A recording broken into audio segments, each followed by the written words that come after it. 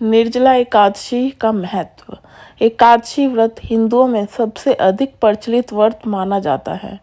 वर्ष में 24 एकादशियां आती हैं, किंतु इन सब एकादशियों में ज्येष्ठ शुक्ल एकादशी सबसे बढ़कर फल देने वाली समझी जाती है, क्योंकि इस एकादशी का व्रत रखने से वर्ष भर की एकादशियों के व्रत का फल प्राप्त होता है। निर्जला एकादशी का व्रत अत्यंत संयम साध्य है। इस युग में यह व्रत संपूर्ण सुख भोग और अंत में मोक्ष कहा गया है। कृष्ण पक्ष और शुक्ल पक्ष दोनों पक्षों की एकादशी में अन्न खाना वर्जित है। निर्जला एकादशी व्रत कथा। निर्जला एकादशी व्रत का पौराणिक महत्व और व्याख्यान भी कम रोचक नहीं है। जब सर्वज्ञ वेदव्यास ने पांडवों को 4 पुरुषार्थ धर्म अर्थ काम और मोक्ष देने वाली एकादशी व्रत का संकल्प कराया था, तब युधिष्ठिर ने कहा, जनार्दन, ज्येष्ठ मास के शुक्ल पक्ष में जो एकादशी पड़ती हो, कृपया उसका वर्णन कीजिए। भगवान श्री कृष्ण ने कहा, हे राजन, इसका वर्णन परम धर्मात्मा सत्यवती नंदन व्यास जी करेंगे, क्योंकि ये संपूर्ण शास्त्रों के तत्वज्ञ और वेद वेदांगों के पारंगत विद्वान हैं। तब वेद व्यास जी कहने लगे, कृष्ण पक्ष और शुक्ल पक्ष दोनों पक्षों की एकादशी में अन्न खाना वर्जित है। द्वादशी के दिन स्नान करके पवित्र हो और फूलों से भगवान केशव की पूजा करे। फिर नित्य कर्म समाप्त होने के पश्चात पहले ब्राह्मणों को भोजन देकर अंत में स्वयं भोजन करें। यह सुनकर भीमसेन बोले, परम बुद्धिमान पितामह, मेरी उत्तम बात सुनिए। राजा युधिष्ठिर, माता कुंती, द्रौपदी, नकुल, अर्जुन और सहदेव ये एकादशी को कभी भोजन नहीं करते तथा मुझसे भी हमेशा यही कहते हैं कि भीमसेन, एकादशी को तुम भी ना खाया करो, परंतु मैं उन लोगों से यही कहता हूँ कि मुझसे भूख नहीं सही जाएगी। भीमसेन की बात सुनकर व्यास जी ने कहा, यदि तुम नरक को दूषित समझते हो और स्वर्गलोक की प्राप्ति अभीष्ट है, तो दोनों पक्षों की एकादशियों के दिन भोजन नहीं करना चाहिए। इसलिए महामुनि, मैं पूरे वर्ष भर में केवल एक ही उपवास कर सकता हूँ, जिससे स्वर्ग की प्राप्ति सुलभ हो तथा जिसके करने से मैं कल्याण का भागी भी हो सकूं। ऐसा कोई एक व्रत निश्चय करके बताइए, मैं उसका यथोचित रूप से पालन करूंगा। तब वेदव्यास जी ने कहा, भीम, ज्येष्ठ मास में सूर्य वृष राशि पर हो या मिथुन राशि पर, शुक्ल पक्ष में जो एकादशी हो, उसका यत्न पूर्वक निर्जल व्रत करो। केवल कुल्ला या आचमन करने के लिए मुख में जल डाल सकते हो, उसको छोड़कर किसी प्रकार का जल विद्वान पुरुष मुख में ना डाले, अन्यथा व्रत भंग हो जाता है।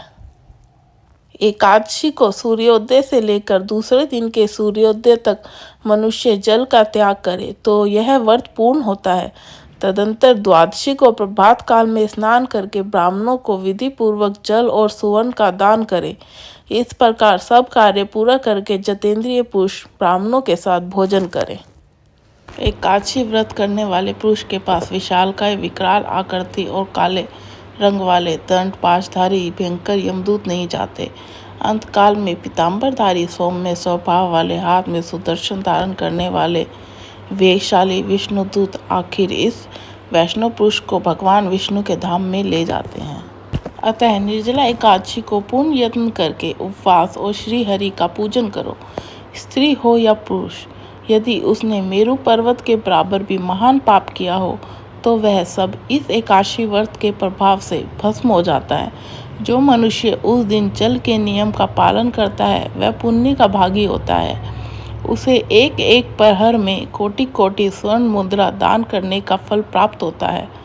मनुष्य निर्जला एकादशी के दिन स्नान, दान, जप, होम आदि जो कुछ भी करता है, वह सब अक्षय होता है।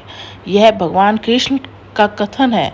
निर्जला एकादशी को विधि पूर्वक उत्तम रीति से उपवास करके मानव वैष्णव पद को प्राप्त कर लेता है। जो मनुष्य एकादशी के दिन अन्न खाता है, वह पाप का भोजन करता है। इस लोक में वह चंडाल के समान है और मरने पर दुर्गति को प्राप्त होता है। जो ज्येष्ठ के शुक्ल पक्ष में एकादशी को उपवास करके दान करेंगे, वे परम पद को प्राप्त होंगे। जिन्होंने एकादशी को उपवास किया है, वे ब्रह्म हत्यारे, चोर, शराबी या गुरुद्रोही होने पर भी सब पातकों से मुक्त हो जाते हैं। हे कुंती नंदन, निर्जला एकादशी के दिन श्रद्धालु स्त्री पुरुष के लिए जो विशेष दान और कर्तव्य विहित है उसे सुनो। उस दिन जल में शयन करने वाले भगवान विष्णु का पूजन और जलमयी धेनु का दान करना चाहिए, अथवा प्रत्यक्ष धेनु या द्रव्यमयी धेनु का दान उचित है। पर्याप्त दक्षिणा और भांति भांति के मिष्ठानों द्वारा यत्नपूर्वक ब्राह्मणों को संतुष्ट करना चाहिए। ऐसा करने से ब्राह्मण अवश्य संतुष्ट होते हैं और उनके संतुष्ट होने पर श्री हरि मोक्ष प्रदान करते हैं। जिन्होंने श्रम, दम और दान में प्रवृत्त हो श्री हरि की पूजा और रात्रि में जागरण करते हुए इस निर्जला एकादशी का व्रत किया है, उन्होंने अपने साथ ही बीती हुई 100 पीढ़ी और आने वाली 100 पीढ़ी को भगवान वासुदेव के परम धाम में पहुंचा दिया है। निर्जला एकादशी के दिन अन्न, वस्त्र, गोद, जल, शैया, सुंदर आसन, कमंडलू तथा छाता दान करना चाहिए। जो श्रेष्ठ तथा सुपात्र ब्राह्मणों को जूता दान करता है वह सोने के विमान पर बैठकर स्वर्गलोक में प्रतिष्ठित होता है। जो इस एकादशी की महिमा को भक्तिपूर्वक सुनता अथवा उसका वर्णन करता है वह स्वर्गलोक में जाता है। चतुर्दशी युक्त अमावस को सूर्य ग्रहण के समय श्राद्ध करके मनुष्य जिस फल को प्राप्त करता है वही फल इसके श्रवण से भी प्राप्त होता है। पहले दंत धावन करके यह नियम लेना चाहिए कि मैं भगवान केशव की प्रसन्नता के लिए एकादशी को निराहार रहकर आचमन के सिवा दूसरे जल का भी त्याग करूँगा। द्वादशी को देवेश्वर भगवान विष्णु का पूजन करना चाहिए। गंध, धूप, पुष्प और सुंदर वस्त्र से विधि पूर्वक पूजन करके जल के घड़े का दान का संकल्प करते हुए इस मंत्र का उच्चारण करें। संसार सागर से तारने वाले हे देवर्षि केश, इस जल के घड़े का दान करने से आप मुझे परम गति की प्राप्ति कराइए। भीमसेन, ज्येष्ठ मास में शुक्ल पक्ष की जो शुभ एकादशी होती है उसका निर्जल व्रत करना चाहिए। उस दिन श्रेष्ठ ब्राह्मणों को शक्कर के साथ जल के घड़े का दान करना चाहिए। ऐसा करने से मनुष्य विष्णु भगवान के समीप पहुंचकर आनंद का अनुभव करता है। तत्पश्चात द्वादशी को ब्राह्मण भोजन कराने के बाद भोजन करे। जो इस प्रकार पूर्ण रूप से पापनाशनी एकादशी का व्रत करता है वह सब पापों से मुक्त हो आनंदमय पद को प्राप्त होता है।